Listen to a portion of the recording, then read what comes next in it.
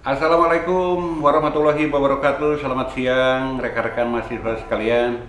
Pertemuan ketiga mata kuliah Saber Law dengan judul Perkembangan Teknologi Informasi dan Komunikasi kita akan mulai.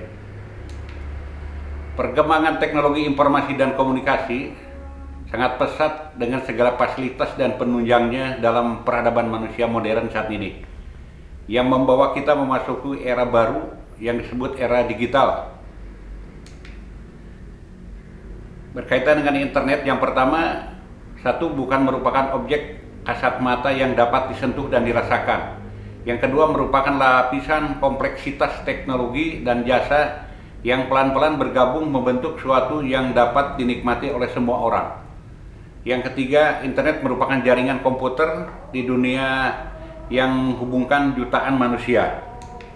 Yang keempat, tumbuh secara eksponensial. Yang kelima, jaringan yang tergabung ini menjadikan antar jaringan karena memiliki faktor penggabung yang sama, memungkinkan berbagai jaringan untuk bekerja sama. Kemudian yang keenam, internet milik seluruh penghuni dunia. Yang ketujuh, setiap orang atau lembaga dengan bebas dapat menyambungkan komputernya di internet.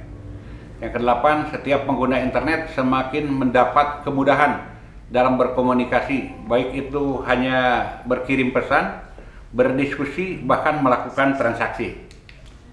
Kesembilan, secara cepat dan tidak disadari telah mempertemukan dan menyatukan warga dunia. 10, internet, batas negara di internet semakin memudar. Ke-11, samarnya batas-batas negara dalam dunia internet dapat diakses oleh setiap penggunanya di seluruh dunia. Yang ke-12, pengguna internet di seluruh dunia dapat saling berhubungan dalam hitungan waktu yang sangat tepat, yang sangat cepat pada saat mereka mengakses ke dalam jaringan.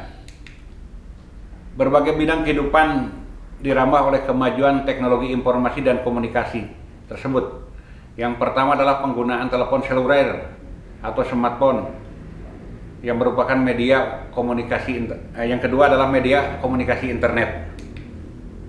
Derasnya sebuah teknologi informasi dalam kegiatan bisnis yang berbasis transaksi elektronik seperti ATM, bisnis online melalui handphone, mobil banking, dan lain-lain, ternyata belum diikuti dengan perkembangan hukum yang dapat mengikuti percepatan perkembangan implementasi teknologi.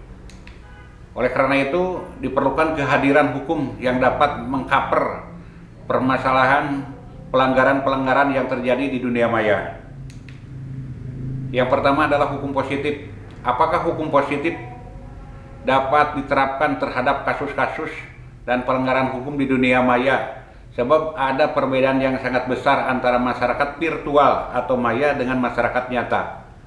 Dalam segi tindak dan perbuatan hukum, dampak yang diakibatkan, penerapan sanksi, dan juga pembuktiannya. Untuk memberikan koridor hukum yang jelas dan terarah, serta menyikapi pentingnya akan undang-undang yang berkaitan dengan dunia maya atau cyberspace, khususnya yang mencakup peraturan transaksi elektronik. Jadi jenis kejahatan internet terbagi menjadi beberapa versi.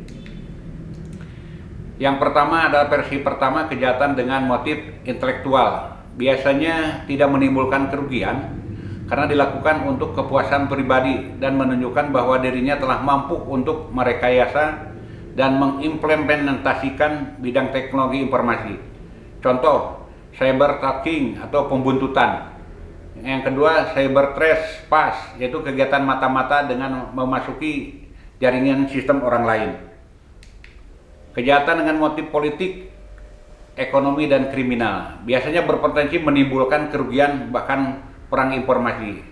Contohnya yaitu kejahatan penipuan online, kemudian cyber terorisme. Dalam versi cyberspace terbagi menjadi dua, yaitu pelanggaran akses, pencurian data, penyebaran informasi dengan tujuan kejahatan. Sumber hukum cyber internasional. Yang pertama, konvensi publik dan masalah perdata. Yang kedua, kebiasaan-kebiasaan internasional Yang ketiga, polis internasional di bidang cyber law, misalnya Uniform Domain Name Resolution Dispute Police.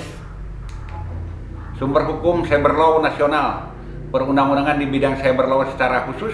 Yang kedua, ketentuan tentang cyber law yang tersebar di berbagai peraturan perundang-undangan, misalnya Undang-Undang Tipikor. Demikian, terima kasih yang dapat disampaikan pada pertemuan yang ketiga ini. Wassalamualaikum warahmatullahi wabarakatuh.